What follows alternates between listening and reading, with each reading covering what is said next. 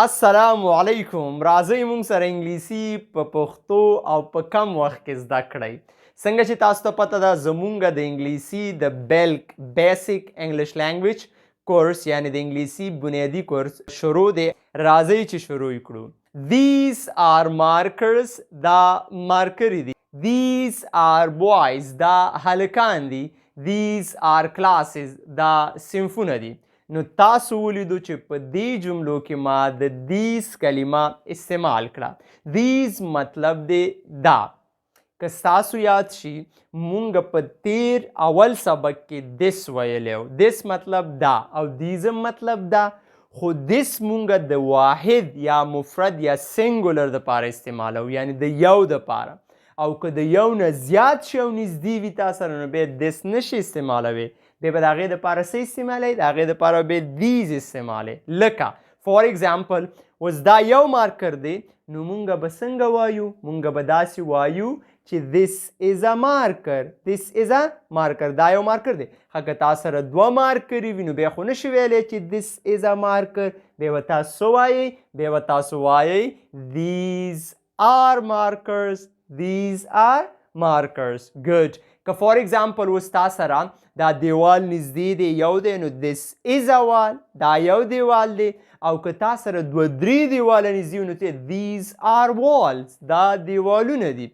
یا فار اګزامپل تا سره یو شاګرد نږدې دی زده کوونکی، نو تاسو وایئ this is a student. دا یو student دی. او که زیات در سره نږدې وي نو بیا به وایئ these are students. دا شاګردان یا زده کوونکي دي.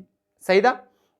نو مطلب دا شو چې کله تاسو سره څه نږدې وي او مفرد یعنی واحد یو وي نو د هغې دپاره به تاسو this استعمالوئ.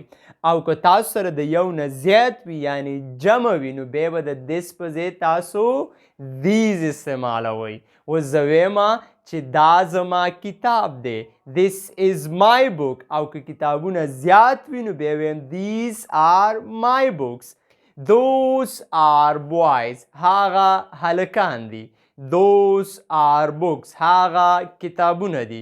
those are classes. هاغه صنفونه دي. نو تاسو ولیدو چې په دې جملو کې ما د those کلمه استعمال کړه. those مطلب دی هاغه. څنګه چې تاسو په دویم کلاس کې د that سبق ویلو that مطلب هاغه، نو those مطلب هم هاغه. خو د دې دواړو ترمنځ فرق دا دی چې that مونږ د واحد لرې دپاره استعمالو. چې کله تاسو نه یو څه لرې وي واحد وي یو وي، او کله چې تاسو نه یو څه لرې وي او زیات وي یعنی جمع وي بیا مونږ that نه استعمالو، بیا مونږ those استعمالو.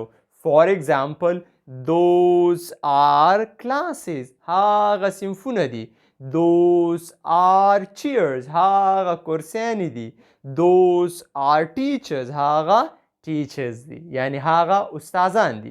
امید دی چې تاسو به پوه شوي د داسې نور ویډیوز لپاره مونږ در سره لایک، فالو او سبسکرایب کوئ. مننه.